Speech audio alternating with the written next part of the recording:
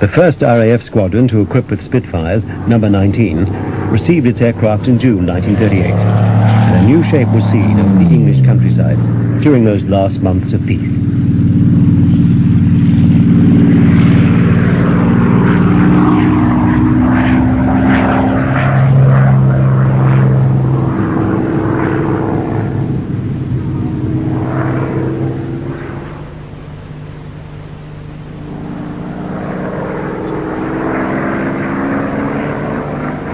By the time war had broken out in September 1939, 9 RAF fighter squadrons were flying Spitfires, and as they sped overhead, small boys could look up and confidently say, "It's a Spit."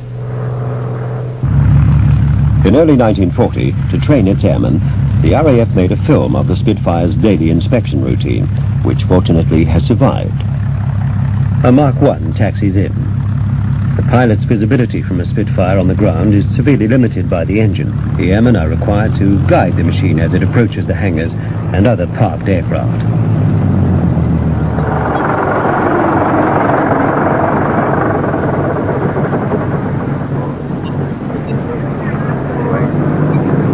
When this aircraft was engaged in the Battle of Britain a few weeks later, the refueling and rearming would be a good deal less measured and leisurely.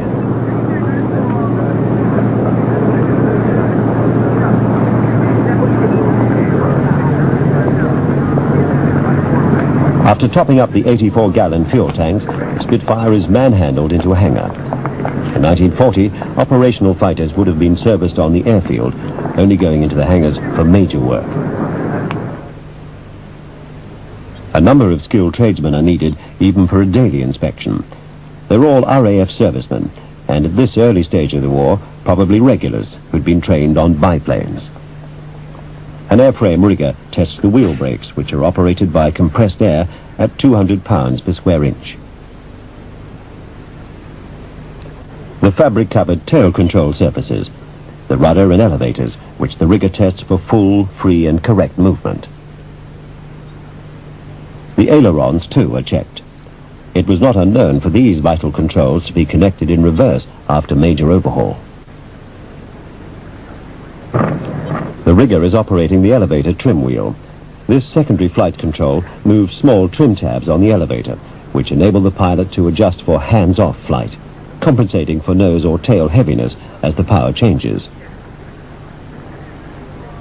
The rudder bar is moved to the limit of its travel and the bias is checked.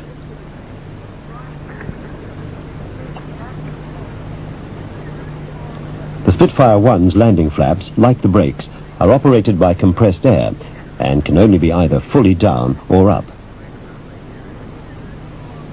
The wheels are normally retracted by hydraulic power from an engine-driven pump, but this lever releases an emergency supply of carbon dioxide to the undercarriage.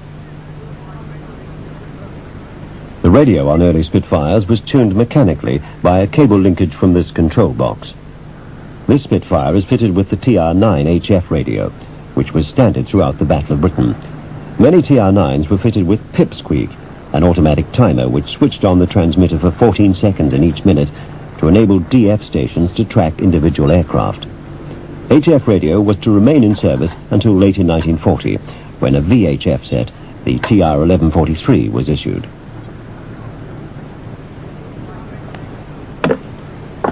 The next tradesman to appear is the instrument mechanic.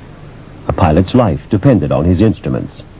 The mechanic adjusts the zero of the Spitfire's rate of climb indicator. Although calibrated to 4,000 feet per minute, Spitfire 1's best climb was 2,500 feet per minute. The altimeter is set to QFE, the local barometric pressure, to read zero on that airfield on that day. The central standard blind flying panel, common to all RAF aircraft, is mounted on anti-vibration springs. The undercarriage warning horn is tested. This blows automatically if aircraft attempt to land with wheels up. The ethylene glycol coolant tank is checked, as is the pilot's oxygen supply. The total oxygen and rate of supply being constantly metered.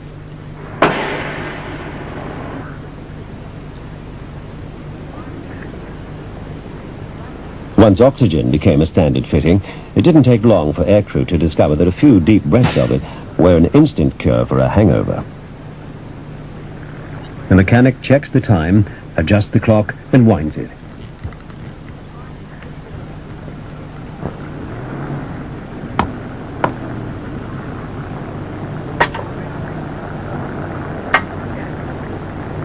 The 5.8-gallon oil tank is topped up.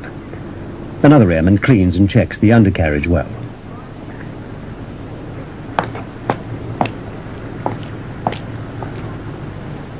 When this film was shot just before the Battle of Britain, the reflector sight was still top secret. The instrument mechanic tests the brightness control of the internal lamp on which the sight depended. 3 spare bulbs are carried in the cockpit. The Spitfire 1 had a control to enable the pilot to lower landing lights fitted under each wing. These powerful lights could also be moved up and down by the pilot. This refinement disappeared on later marks, since Spitfires proved unsuitable for night fighting. The fitter ensures that the fuel filler cap is secure. Next, the fuel gauges for the 2 internal tanks. One contained 48, the other 37 imperial gallons.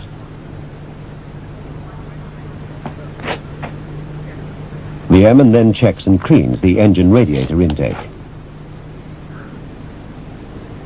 In the cockpit, an airframe rigger operates the shutter which controls the radiator temperature. The Form 700 is signed. The daily inspection is complete.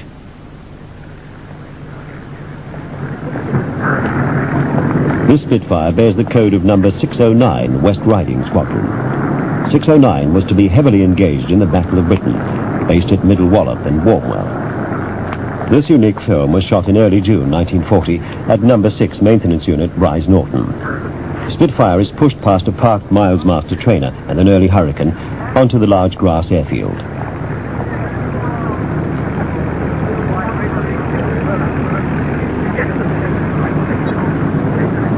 The light weight, 5,820 pounds, of the Spitfire 1 is evident from the easy way the 5-man handling crew turned the aircraft into wind for an engine run-up.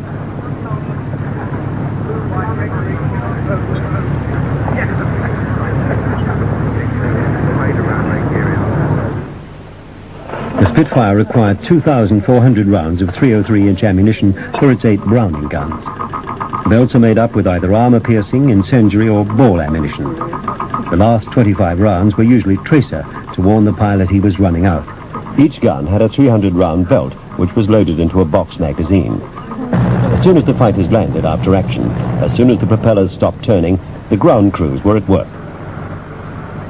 While the aircraft refueled, beneath the wings, the armourers are removing the spent magazines from their stowage. Then they clean the barrels with the traditional 4 by 2-inch patch of flannelette, leaving the guns clean, bright and slightly oiled. The oxygen bottles, too, are changed by the armourers. Fresh 300-round ammunition magazines are brought to the aircraft. Using a length of webbing, the belts are fed through the gun breeches. This simple device enabled the armourers to rearm a Spitfire in less than 10 minutes, instead of the original 20, since they no longer had to remove the 8 access panels on the upper surfaces of the wings. The guns are cocked and the access panels replaced using the patent fastening.